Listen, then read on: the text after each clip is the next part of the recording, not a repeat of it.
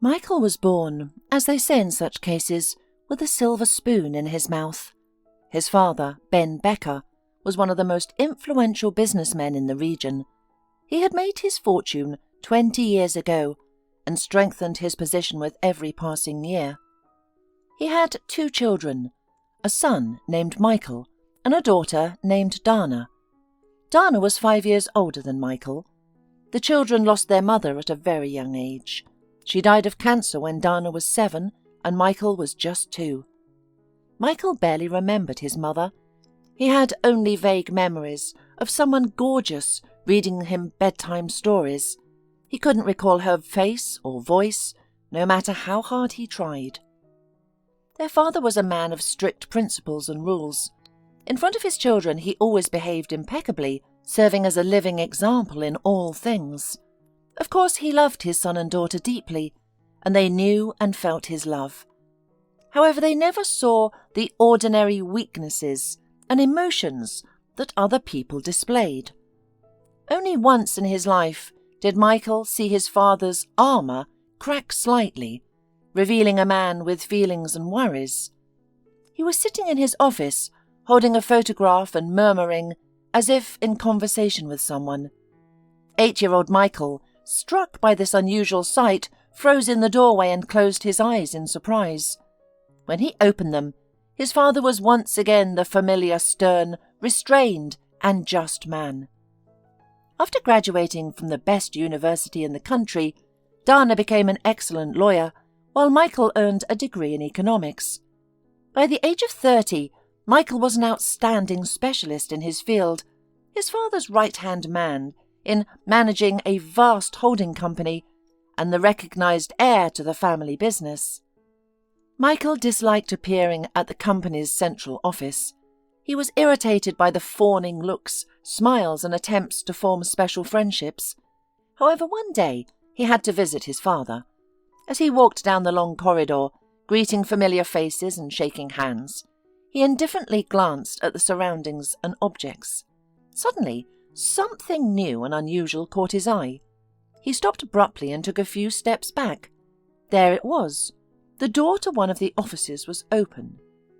On the windowsill of a half-open window stood a woman, slender and petite. The day was very sunny, and the streams of light bathed her figure in a golden glow. Around her head shimmered a halo. Fearing for his sanity, Michael shook his head and looked again. After a few seconds, he realized that it was her reddish hair, illuminated by the sun, creating this unusual effect. The woman fearlessly washed the window on the 4th floor of the office building. Michael, who had been afraid of heights since childhood, felt a twinge of fear. He waited until the woman nimbly jumped down from the windowsill before entering the office and clearing his throat. She turned to him sharply and looked him straight in the eye. She was a young girl, perhaps 25 or slightly younger. The girl had a round face with a playful upturned nose and a small mouth with upturned corners in a slight smile. Light freckles were scattered around her nose, as if a few golden specks had settled on her face. Her large eyes were a dark hazel colour. Her hair was not just reddish, but a noble dark bronze hue, slightly curly, with small amusing tufts escaping from 2 short braids on the sides of her head. She was of average height, reaching Michael's shoulder, with a slender and delicate build, yet she exuded strength and energy. Her small but strong hands confidently held the window cleaner, and it was clear that she needed no help. Michael smiled as he looked at her, simply enjoying the sight. The pause grew longer, and he knew he had to say something. "You shouldn't do that," he blurted out. "It's dangerous. You might fall out the window. Let me help you."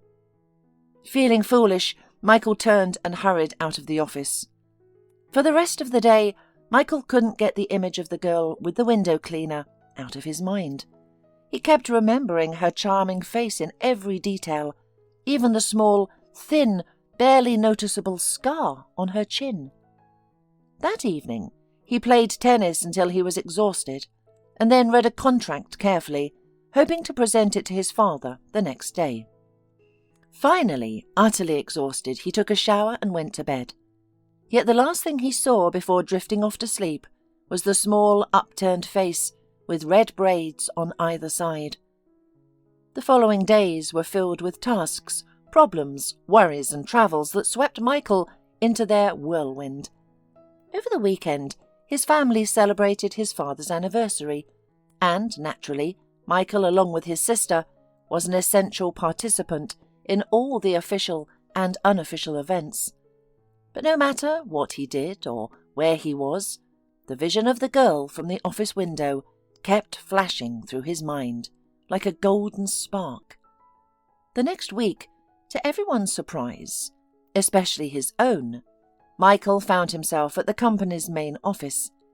He wandered through all the rooms, peeked into the conference hall, and even the cafeteria, realizing he was searching for the red-haired cleaner.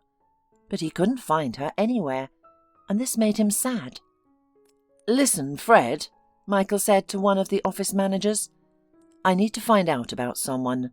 A cleaner works here in our office. I want to know who she is. Red-haired with braids." He wanted to add that she was cute, so even Fred would immediately understand who he was talking about, but he restrained himself. Oh, Fred was clearly confused and didn't know how to explain Michael's interest in some cleaner, but wisely decided it was none of his business. "Yes, there is someone like that. She usually comes in the evenings. I think her name is Joan or Jenny, I'm not sure. But if you need, give me 5 minutes and I'll find out everything." Seeing Fred's curiosity, which he couldn't hide no matter how hard he tried, Michael suddenly thought, "What am I doing? Why am I getting involved where I shouldn't? Nothing can connect me with this girl. I need to stop and get myself together." Suppressing his feelings, he looked at Fred coldly, politely but authoritatively, as only their family could. "No, thank you. Please excuse the trouble. I don't need anything."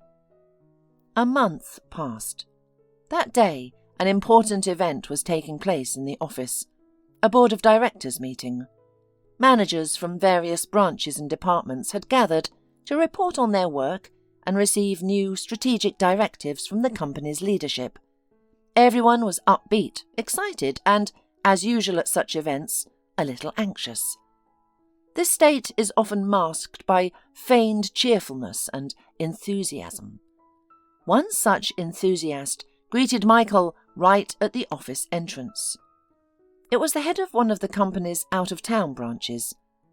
Michael had no respect for this unpleasant, overweight and somewhat foolish sycophant. He knew his father kept him in that position solely because of his extensive connections in the city where the branch was located. Michael shook the sweaty hand, feeling as if his own hand had sunk into dough.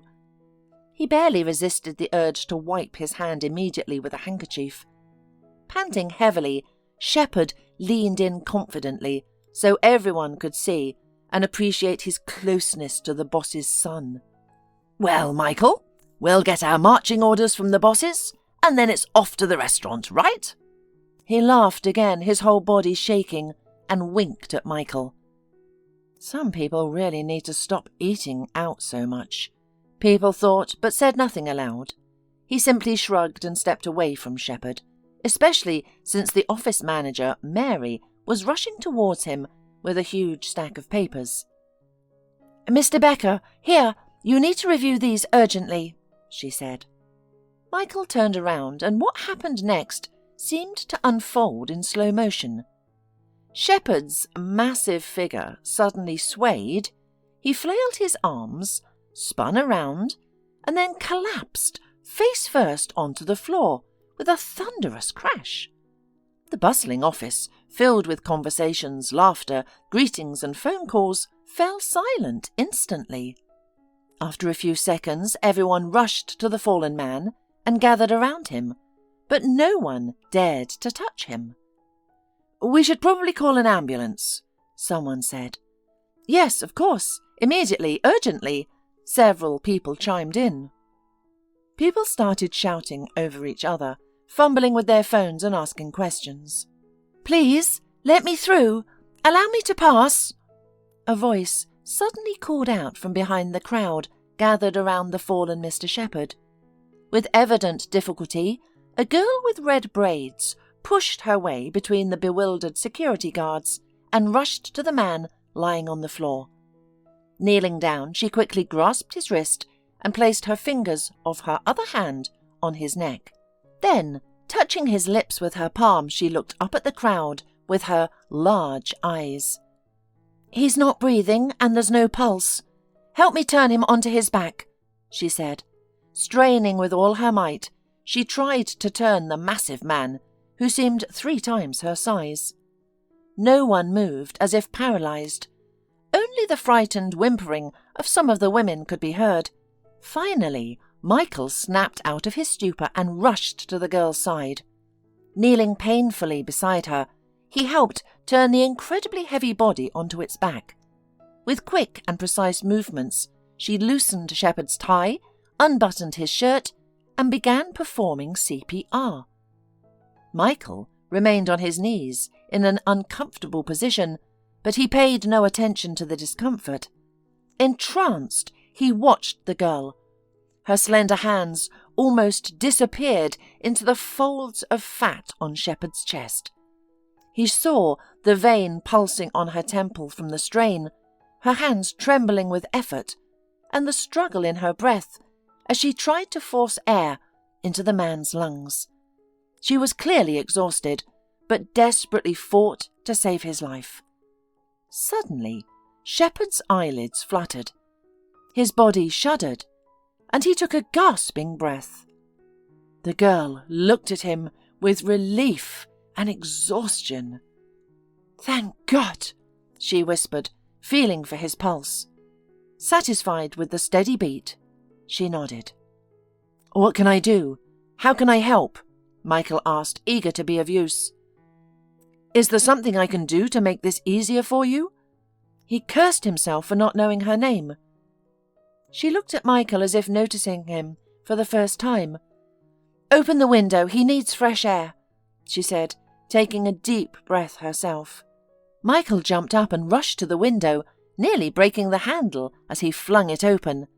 He turned back to see the crowd around Shepherd beginning to stir and murmur, now that the immediate danger had passed. A few minutes later, a paramedic entered the office. After examining the man and listening to the girl's report, he called for a stretcher. Soon, the only remnants of the incident were a slight buzz of excitement and hushed conversations.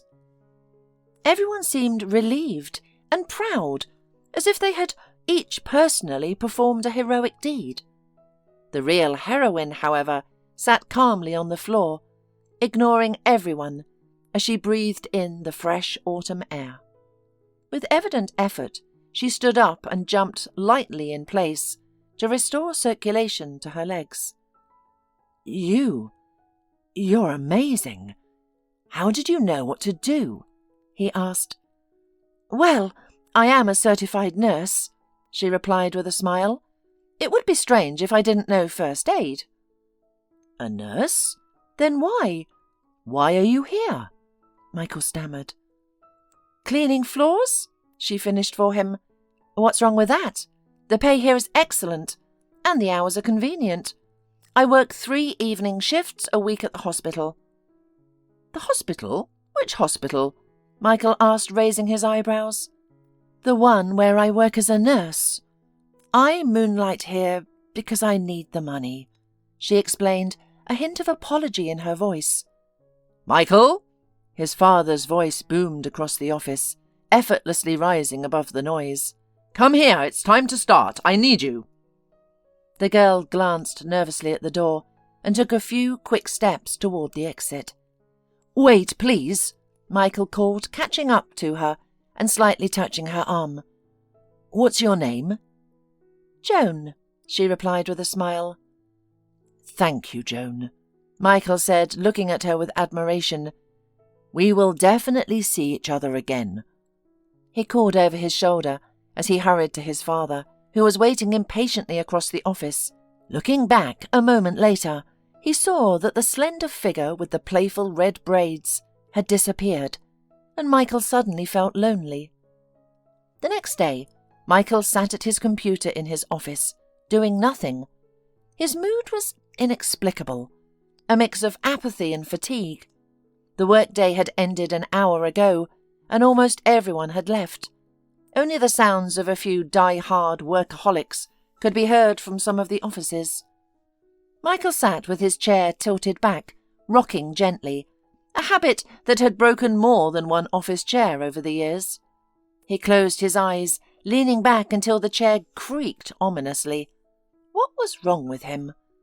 The door to his office opened, and through his lashes he saw a slim figure with short braids standing in the doorway. "Oh, hello, I'm sorry, I didn't know you were still here," a voice said. "Wait, Joan, don't go," Michael said, jumping up from his chair and knocking over a trinket on his desk. The girl struggled to keep from laughing as she watched him. "Come in, please," he said, trying to regain his composure. She entered the office, her eyes sparkling with amusement. There was something uniquely joyful about her, and Michael found himself captivated once again. Michael finally rose from his ridiculous chair and approached the cleaner, looking her in the face. "I'm bothering you, aren't I? I'll leave now, but please promise to grant me one request." He folded his hands in a comical, pleading gesture. "If you don't, I'll follow you all evenings and disturb your work." She looked at him in astonishment, and even set the bucket of water she had just lifted back down on the floor. "Agree to have dinner with me tonight, okay?" Michael was already mentally planning where he could take her to talk quietly without running into anyone who might spread gossip around town the next day. So Joan's response came as a surprise. "No, I'm sorry, I can't. I have other plans for tonight." Michael felt as if he had been doused with cold water. "But why, Joan?" He suddenly realized that getting her to agree to spend the evening with him was the most important thing in his life. "I'm just inviting you to a cafe with good intentions, don't get me wrong. Or is it because I'm the boss's son?" Joan looked at him steadily and resolutely. "No, it's not because of that, although that is important. But it's not the main reason. I just can't. I have things to do. I'm sorry, Mr. Becker, but if you don't mind, I need to finish cleaning here quickly. I have very little time." Joan was already busy with her mop, and Michael stood in the middle of his office staring at her foolishly. What stung him the most was not the refusal, but the fact that she called him Mr. Becker, as if erecting a barrier between them. A few days later, Shepherd showed up at the office toward the end of the workday. He had been discharged from the hospital and was making the rounds, gleefully accepting congratulations on his recovery. Finally, he settled at one of the tables in a large common area and began an impromptu press conference. "Well, I sure gave you all a scare, didn't I?" He laughed loudly. "But don't worry, I'm not that easy to take down. You office weaklings drop at the slightest thing, but I'm made of tougher stuff. Anyway, we should celebrate this, what do you say?" Almost everyone still had fresh, frightening memories of this very man, supposedly tough, collapsing and lying lifeless on the floor. And he probably would have been in a grave for several days now, if not for a lucky coincidence. But everyone remained silent, out of a delicacy, others out of indifference. But Michael, who had just emerged from his office and was standing in the doorway, did not remain silent. "Maybe that's enough, tough guy," he said sharply and loudly. "And maybe you should ease up on the celebrations. Take better care of your health, because next time there might not be an angel nearby to save you. By the way, don't you want to know who saved you? Who pulled you back from the grave?" Just then Joan entered the room with a bucket and mop. Not expecting to see so many people in the office at that hour, she looked at her watch confused and turned to leave. "Just in time. Joan, please, don't go," Michael said, approaching the girl and standing beside her. "Here she is, your saviour. You owe your life to her, so at least say thank you." Shepherd, squinting nearsightedly and not bothering to lift his bulk from the table, chuckled. "Oh, it's easy enough to thank someone like her." He reached into his pocket, pulled out his wallet, took out a few bills, and tossed them onto the table. "Here, take this as a token of my gratitude." Joan stood with her head held high, her large brown eyes glistening with tears. In complete silence, she turned and left the room. Michael approached the table where Mr. Shepherd sat. With one swift motion, he gathered the bills into his fist and threw them in the man's smug face. "Get out of here!" he hissed. He found Joan in a small storeroom where cleaning supplies were kept. She sat on an overturned bucket, staring blankly. She wasn't crying or hysterical, nor did she blame anyone. She was just silently enduring yet another deep and cruel insult in her life, adding another scar to her heart. Michael had intended to launch into a speech about how wrong and undignified some people's behaviour was, how foolish it was to pay them any attention, and so on. Instead, he took another bucket, turned it over, and sat down next to her. "He's an idiot," he said softly, gently taking Joan's hand in his. She turned her head and looked at him with a slight smile. "And so am I," Michael added for some reason. "Let's go. It's evening and it's getting late. I hate evenings." "And I love evenings. And I hate mornings," Joan suddenly replied, covering his hands with hers. Michael and Joan found themselves at a small Italian restaurant, where Michael believed the best lasagna in town was served. However, Joan seemed indifferent to the charm of the place. She confessed that while the food was delicious, she didn't enjoy dining in such establishments, preferring the open air and freedom of the countryside. "I don't want to seem ungrateful, Michael," Joan said, shrugging non-committedly. "It's beautiful here and the food is excellent, but I'm not fond of places like this. I prefer the countryside, where I can stretch my arms, take a deep breath, and feel like a bird."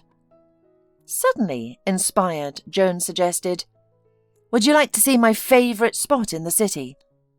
Her eyes sparkled with excitement, a sight Michael had never witnessed in their brief acquaintance. "Let's go there now, it's not far," she urged. The city, perched on the high bank of a mighty river, boasted several bridges. The oldest among them had long been closed for repairs, though no works had yet begun. For years the approaches to the bridge had been dug up and littered with construction debris, overgrown with weeds and shrubs.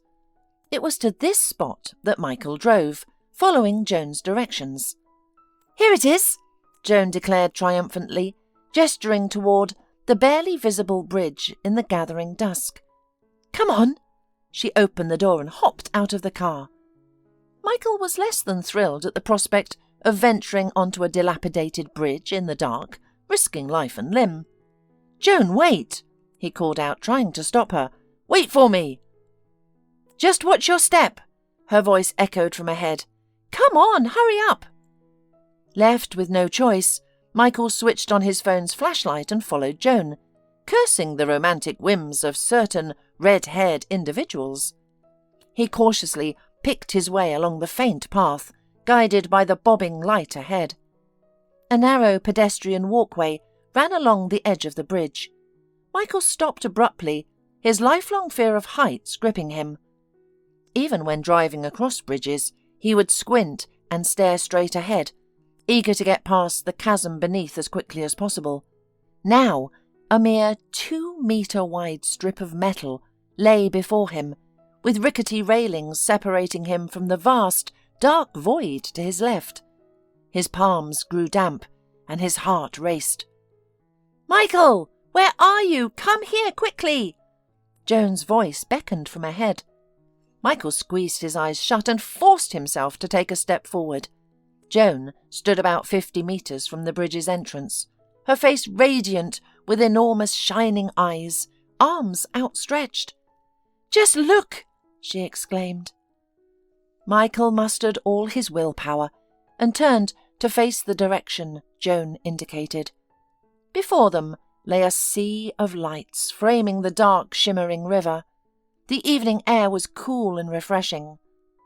Michael, a long-time city dweller, accustomed to the hustle and bustle of urban life, had long forgotten the simple pleasure of gazing at the stars.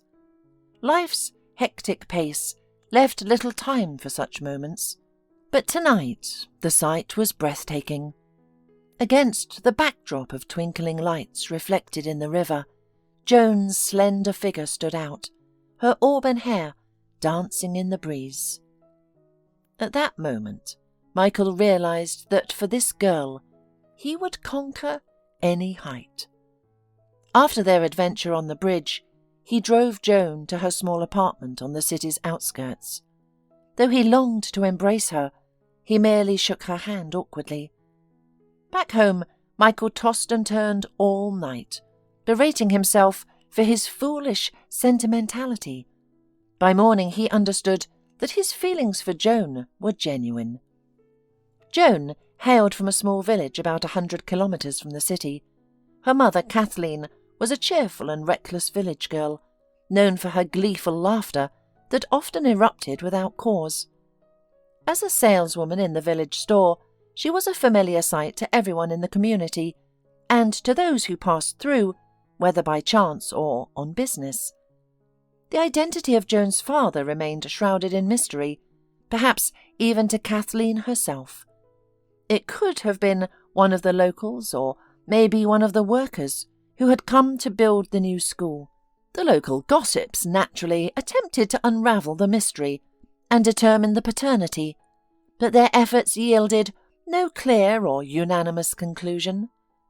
From her earliest days, Joan was in the care of her grandmother, who lived in her separate house.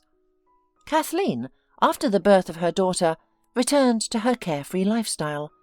Fortunately, the little one had a loving granny nearby, who cherished her and took on all the responsibilities of her care. The grandmother became a real mother to Joan, though she would often shake her head sadly when looking at her wayward daughter. Joan grew up cheerful and curious, like all healthy children. Her grandmother called her sunshine, not just out of love. With her red curls framing her face, Joan truly resembled the sun, as children draw it in their pictures. When Joan turned 10, Kathleen found herself pregnant again. This time, the father was known to all, though the grandmother would grumble that it would have been better if no one had ever seen him. Frank was the village mailman, delivering the few letters, notices and newspapers to several surrounding villages and hamlets. For many years, his faithful steed had transported him, often dutifully bringing the inebriated master home when Frank had overindulged in spirits while on duty. Frank was rarely seen without the influence of these drinks, and his life was largely spent in a state of inebriation. Nevertheless, Kathleen considered such a beau as very suitable. With a difference of 3 years, Kathleen and Frank had a girl and a boy, so Joan had a sister Meg and a brother Todd. By this time, the grandmother could no longer keep up with the children as vigorously as she had when Joan was born. Joan naturally stepped into the role of primary caregiver for her younger siblings. They followed Joan everywhere, waiting for her after school and clinging to the fence until she returned. When asked whom they loved most in the world, they would chorus, "Joan!"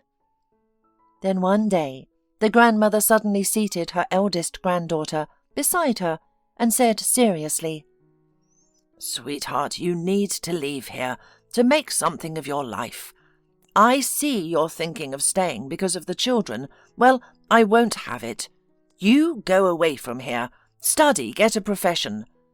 You'll see a different life, and then you'll decide what to do next. Don't worry about the little ones. I'll take care of them. I'm still strong and thank God in my right mind. We'll manage." "But Grandma," Joan tried to object. "There's no but," the old woman insisted. She knew how to be very persuasive when necessary. "I won't let you waste your life here. I won't let you drown in laundry and chores. That's all." She tapped her palm on the table for emphasis. Joan argued with her grandmother for a long time, but inside she trembled with joy. The thought of leaving for the city, seeing a different world, meeting new people and starting a new life was exhilarating. She couldn't believe it was happening.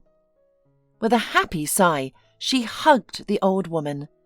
"Grandma, I'll go to nursing school and work and help you and come back often," she promised.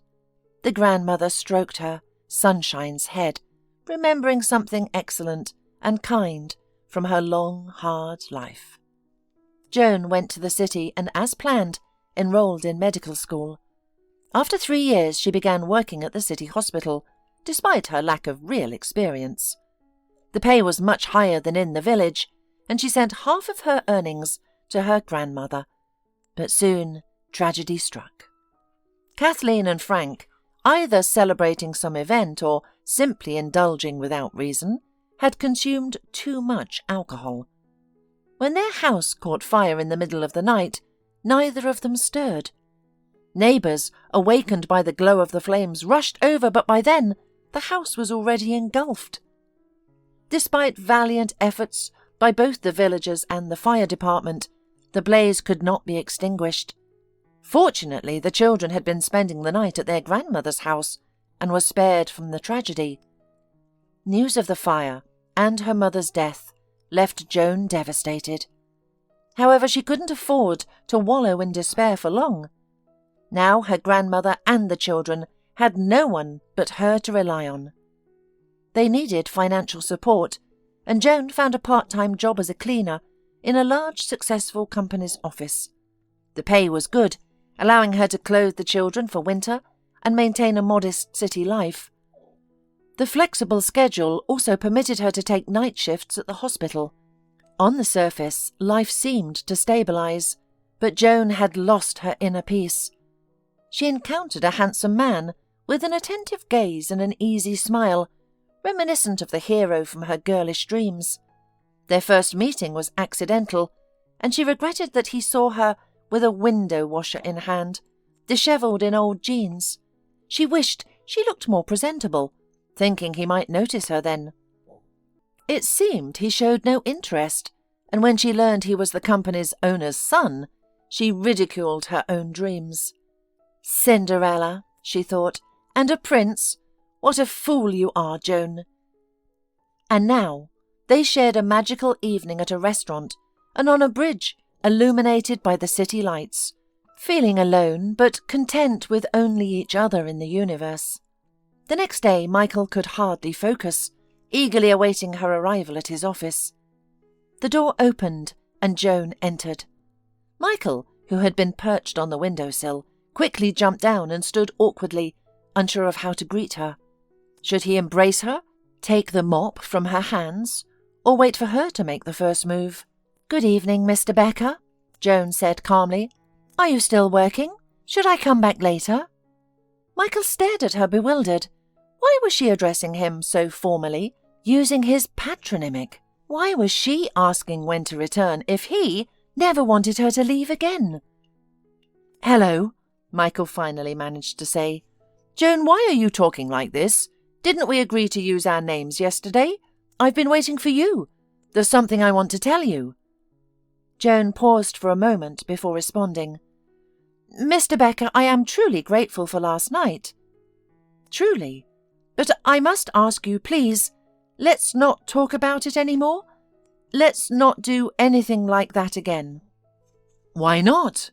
Michael asked, confused. Joan looked at him steadily. "Because nothing good will come of it.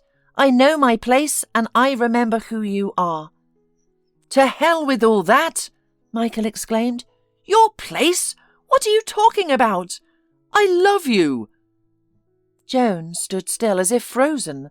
Then her eyes met his. No words were needed. Everything was clear. 2 months into their relationship, Michael suddenly asked, "Joan, will you marry me?" No, of course not, Joan replied seriously without hesitation. Why not? Michael asked, astonished. Because it cannot be, Michael. If you marry me, you will lose your family, and I don't want that. I love you too much for that. And you don't want that either. Let's not talk about this any more. No, we won't stop talking about it, Michael insisted. Joan looked at him with a slightly mocking smile. All right, then I'll tell you the truth. I don't want to marry you. Michael was taken aback. I don't understand. Is this another one of your puzzles? Joan grew thoughtful. Michael, I've had little in this life except for losses, and you know what I've realized? There is no yesterday or tomorrow, only today. I am here now, and you are with me. I don't need anything else. Michael and Joan found happiness in their present moments together. Their joy was quiet and cosy, a secret they kept to themselves, fearing that others might envy or disrupt it. Michael cherished the evenings when Joan awaited him, and Joan loved the mornings when she could watch Michael enjoy the breakfast she prepared. One Sunday, they ventured to a new shopping centre. Joan adored large supermarkets, delighting in the endless aisles and escalators. Don't make fun of me, Joan mumbled, hiding her eyes. I'm from the middle of nowhere. It's better now, but before, the store only had 10 cans of food and paper napkins.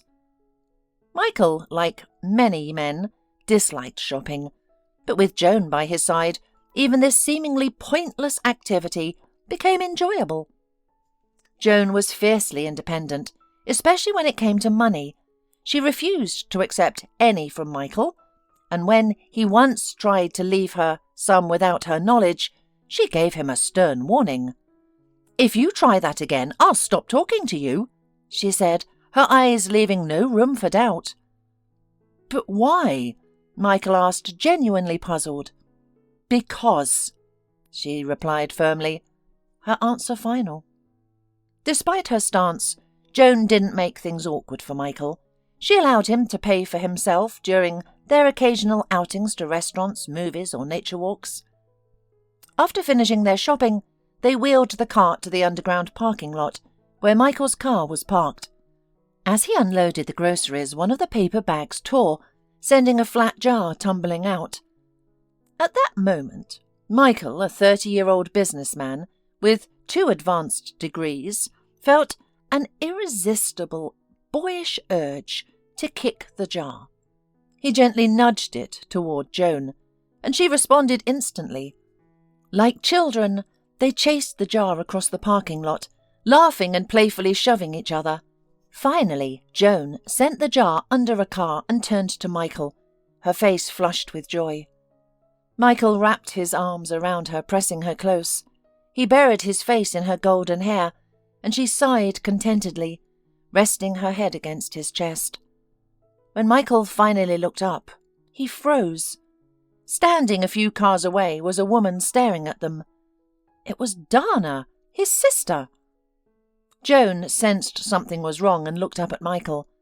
He kissed her gently, released her from his embrace, and turned to face Dana. He wasn't going to hide Joan from his family. He wanted to introduce them, but Dana had already disappeared. Michael scanned the parking lot, but Dana was nowhere to be seen. But he knew she wouldn't keep him waiting long. Dana rarely called Michael. Her life was a whirlwind of work, family, and social obligations. She ran a successful trading company, had a husband and 2 children, and maintained an active social life. Yet Michael often wondered if she was truly happy. He asked Dana only once, when the family celebrated his graduation from the university. Dana, as always, was confident and composed as she sat next to Michael, her wine glass in hand. After delivering a heartfelt toast to his health, success, and happiness, she leaned over to kiss him on the forehead before taking her seat. Dana, are you happy? Michael asked suddenly, catching her off guard. Of course, Dana replied, setting her glass down.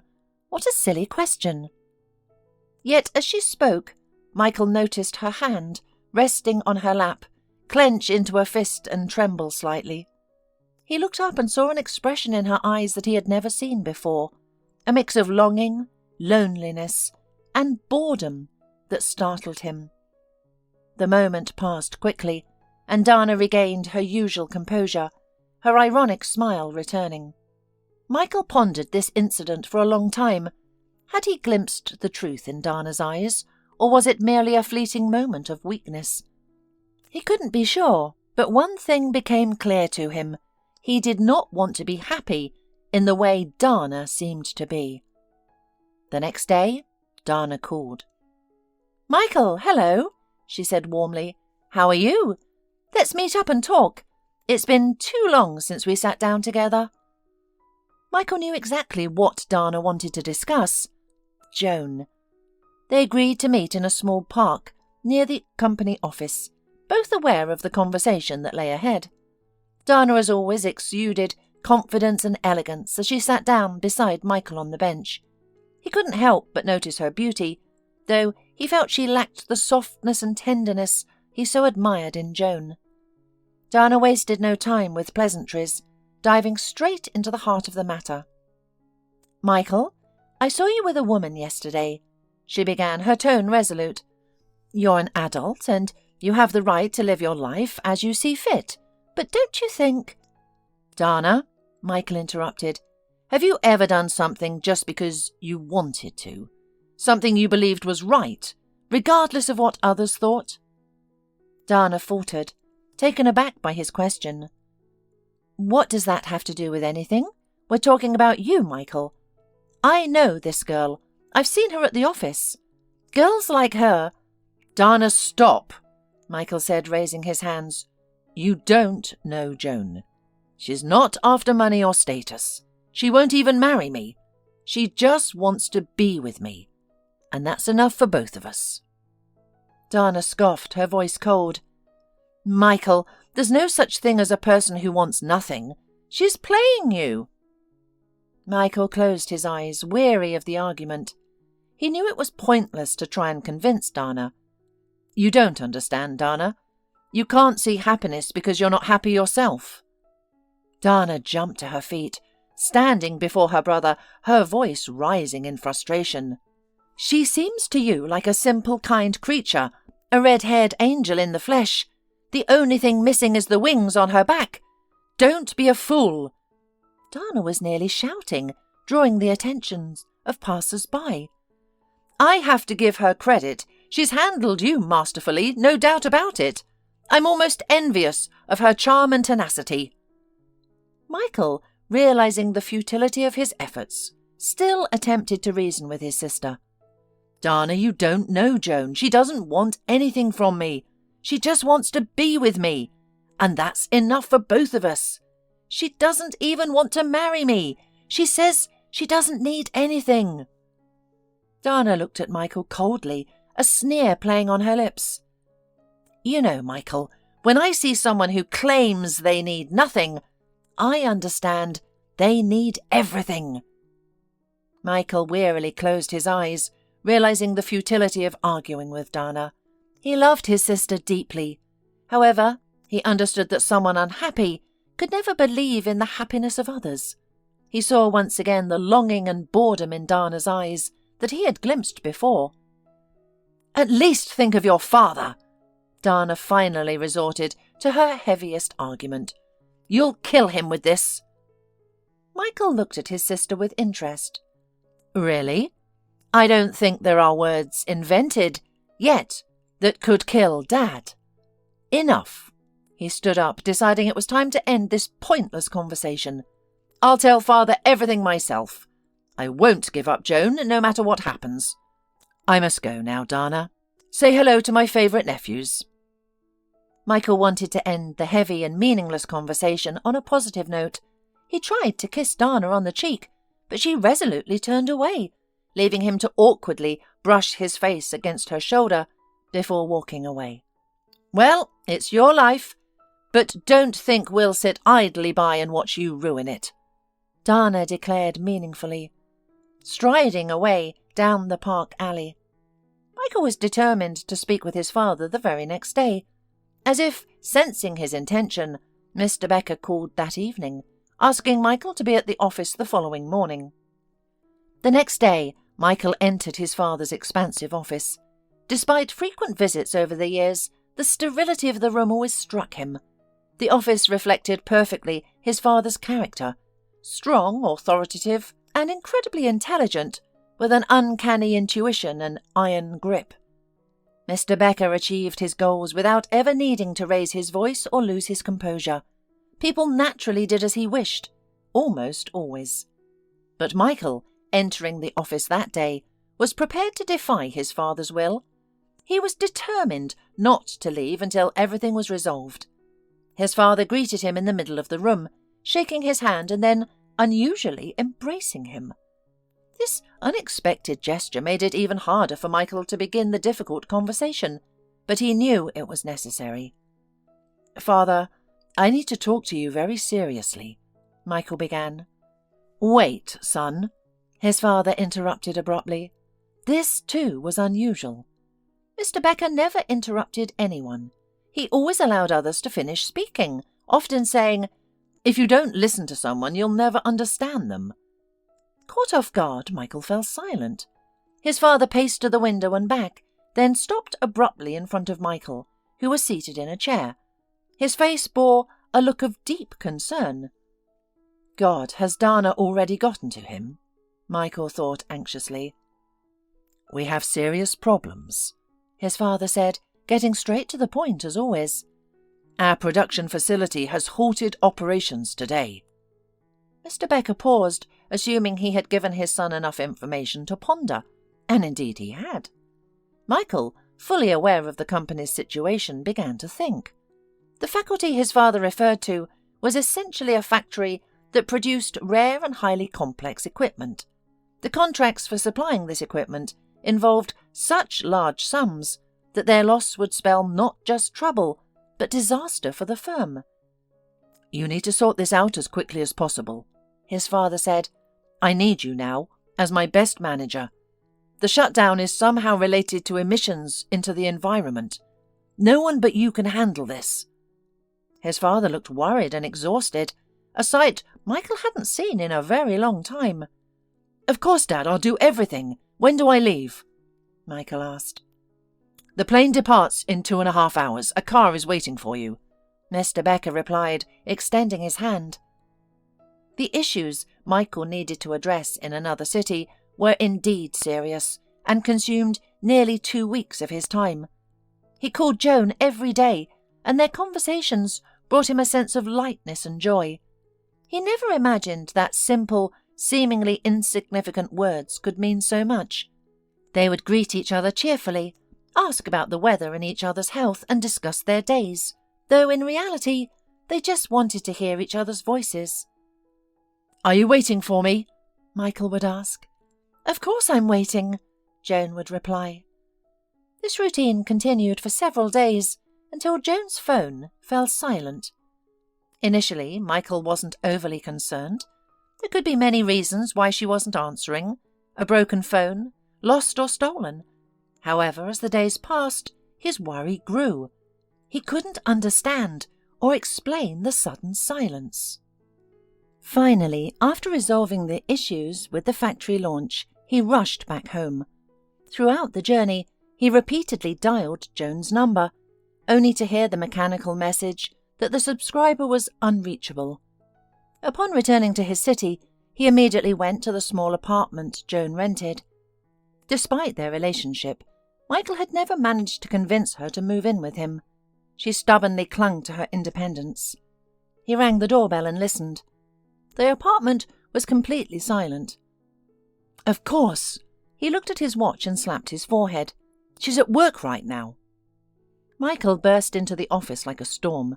Responding to joyful greetings, smiles and handshakes, he scanned the room for Joan.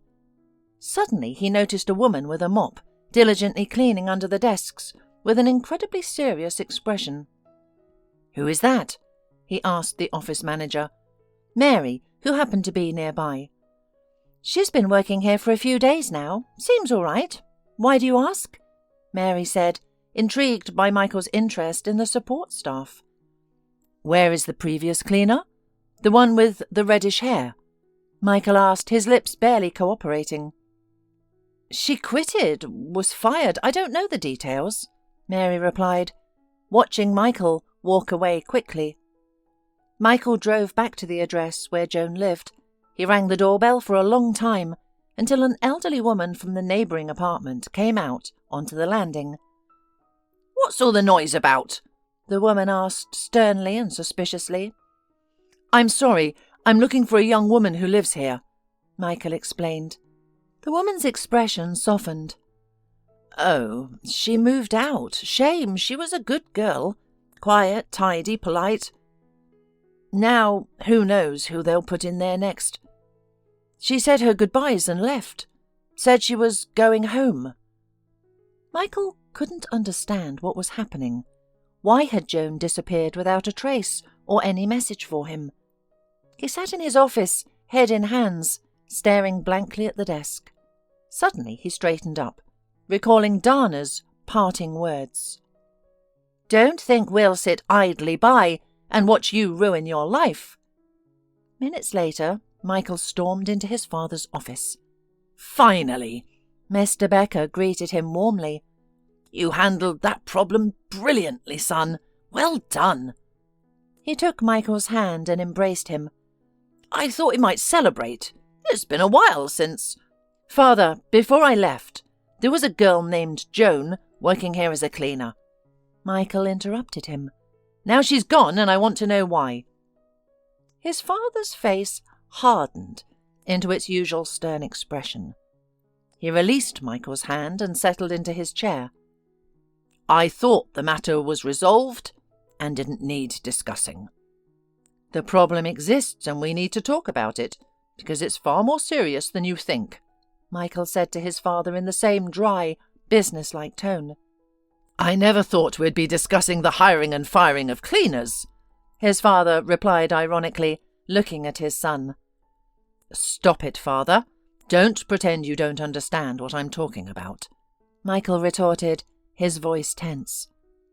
"Listen, Michael, Dana told me about this infatuation of yours, but honestly I didn't believe her. It's nonsense. You and some red-haired village girl." "Father, I love this red-haired village girl. I was going to tell you before I left. And the fact that you got rid of her behind my back while I was away changes nothing." "Listen here, Michael." His father leaned forward, his voice cold and angry. "Maybe you don't understand something. Everything you are is because of me. Understand? You are my business venture, into which I've invested years of resources and effort, and I won't let you ruin it. If you choose to be with some penniless village girl, fine. But know this, you won't have a penny. I'll block all your cards. You won't even be able to use your car. I'll make you crawl back on your knees." Mr. Becker, usually so restrained and polite, was nearly hysterical, shouting his last words. Michael looked at his father with bitterness and regret, then turned and walked away. As he reached the door, Michael turned back to his father. "You know, Dad, it's interesting to hear that I'm some kind of long-term investment. I always thought I was your son, first and foremost." Michael fortunately knew the name of the village where Joan was born. His arrival caused quite a stir in the small village. His appearance and questions drew attention, but he eventually found the address of Joan's grandmother's house. With his heart pounding, he opened the heavy door and stepped inside. Joan stood in the middle of the room, speechless and shocked. They looked at each other, neither knowing what to say. The silence was broken by the grandmother's unexpected remark. "Not bad, quite handsome. Well, come in. No need to stand there like a statue." "Now I'm finally your equal," Michael said to Joan. "No money, no business. Now will you marry me?" Joan laughed. "And why would I need you now? You have no bank accounts, no apartment, no job," she teased. Besides, I have plenty of suitors here, with better homes and cars." "Well, don't count me out just yet," Michael replied. "I've almost secured a job. I'm going to build a feed mill here." "Then all right, Michael," Joan said, placing her hand over his mouth to quiet him. "I can be at peace now. For you, for myself, and for the child." "What child?" Michael asked, puzzled, staring at Joan. "Our child," she replied.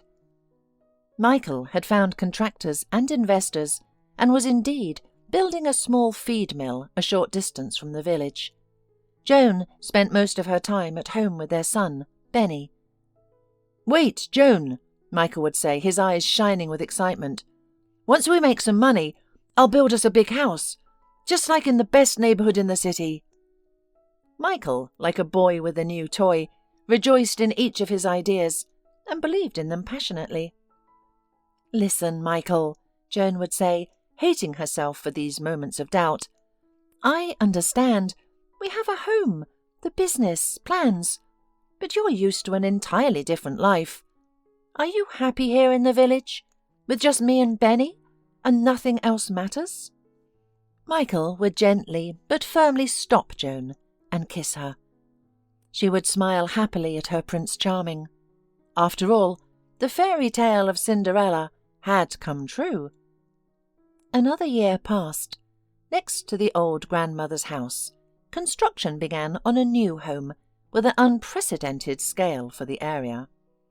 On a warm May evening, a large, powerful SUV slowly approached their house. It stopped a short distance from the old gate and remained motionless for some time. No one got out. The occupant seemed unsure of what to do next. Finally, the door opened, and a tall, grey-haired man with a stern, determined face stepped out. The figure exuded an unshakable confidence and strength. The man glanced back and strode toward the gate. Only a few steps remained, and he reached out to open it when a voice called from behind. "Hello, father." Michael stood behind, gazing at his father. The following evening, before leaving, Mr. Becker stepped outside with his son. "Michael, I want to ask you something," the father said. "Come back, won't you? I feel terrible without you. I'll be waiting for you, Joan and little Benny." The thought of his grandson softened the stern features of the old businessman into a happy smile. "Father, you're a man of business. You should understand that I have responsibilities here. I can't just leave everything. And honestly, I enjoy living here. We enjoy it. Life here is genuine and honest, you see?" The old man looked long into his son's eyes. "I understand," he said, turning to walk to his car. Suddenly he stopped, turned back and approached his son once more. "Listen, Michael," he began, finding it difficult to speak. "I must confess something to you. I offered Joan money back then to make her leave you. I told her you would choose money and business over her. She looked at me with such disdain. I'll never forgive myself for that. Never. She forgave you long ago, father, and so have I. I love you." The two men, father and son, stood with their hands clasped tightly together, while, beyond the fence, their little heir laughed joyfully.